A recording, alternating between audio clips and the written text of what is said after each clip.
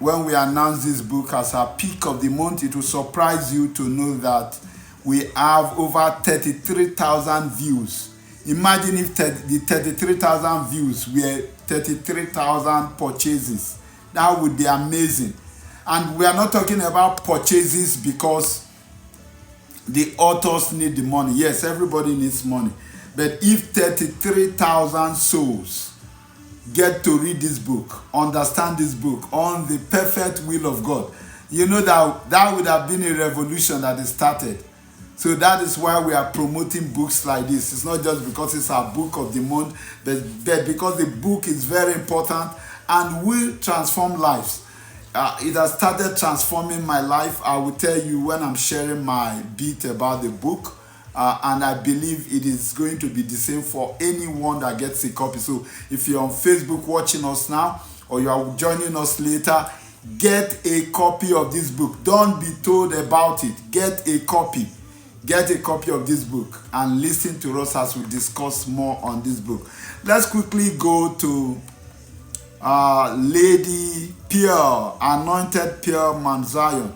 If you can just introduce yourself, where you are joining us from, if you have the book or have read the book, and also anything fun about you.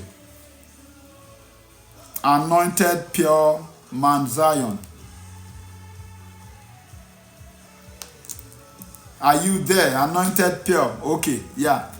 The floor is yours.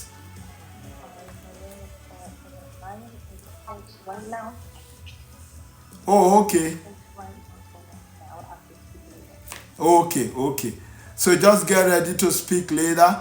And ladies and gentlemen who have come to the part of the program where you have been waiting for, and it is my privilege and honor to introduce the authors. And this book is so good that we have two authors. Isn't that amazing? It's so good that we have two authors, not ordinary authors. One thing about this book club is we strive to accommodate and include women, and this book has a female author. We also try to accommodate people from developing countries, like my original country, Nigeria, people that are born there, people that are biologically from those countries, Asia, in Africa, and other. And our second author is a man of many parts, but it's also from one of those developing countries, Ghana. So this book covers or ticks all the dots for us. This book ticks all the dots for us. I don't know their age. We also try to cover youths. Evangelist Isaac looks like a youth. I'm kidding. But he looks very youthful and is very energetic. So that can also cover for the youth part of this. So in this book club, we cover women, we cover people from developing countries, we cover youth. So if you have a child that is writing a book, get them involved with us. Hello. Hello. You're on stage. Okay, let me mute her.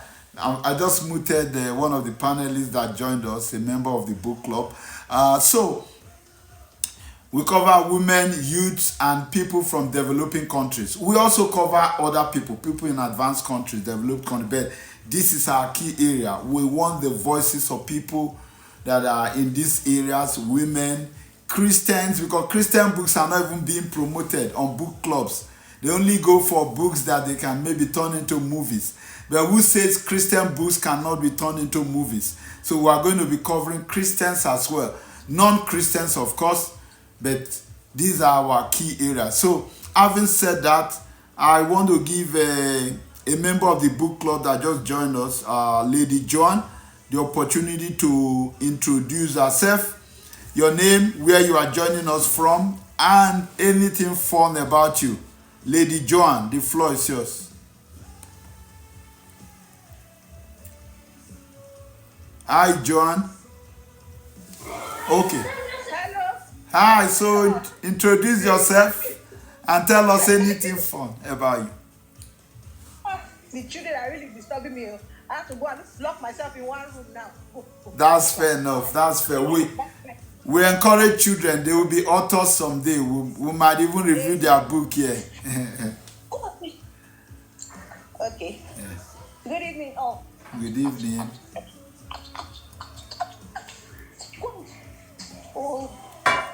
Okay, my name is Jude Dike Ph.D. Hello?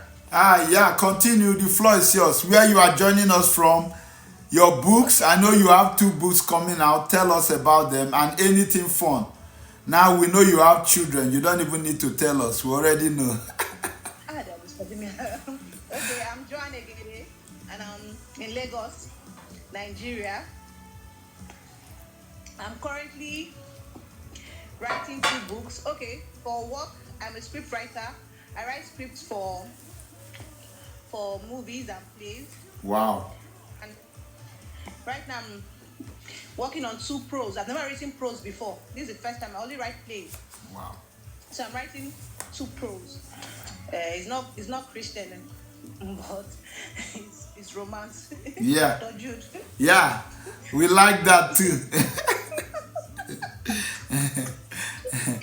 In fact, there's something romantic about the authors today. We'll get there. They will answer that question. Then there's a non-fiction book, 75 Ways to Make Rice, home recipes. That's non-fiction. So those are the 2 books I'm working on currently right now. Wow. Wow. Anything fun about you that we should know? What do you do to relax, to unwind? With all this plenty work you do as an author, what do you do to unwind? I'm a teach Scrabble player. Oh, yes, yes. Yeah. And I am a black belt in karate. Wow. Wow. Wow. So that's what I do. Wow. Yeah. Wow, thank you so much. Thank you for joining us. And I was just about introducing the authors when you join us. So let me go back to introducing them. So like I said, we cover women, youths, people from developing countries, Christian gospel journal, but majorly all books. So every book is covered, everyone is covered, but these are the areas we want to highlight, promote, support, because most book clubs don't cover these areas for whatever reason. So one of the authors, my friend, my sister, Ruthie Owusu, I would want to call her to come introduce herself and maybe read a part of the book for us.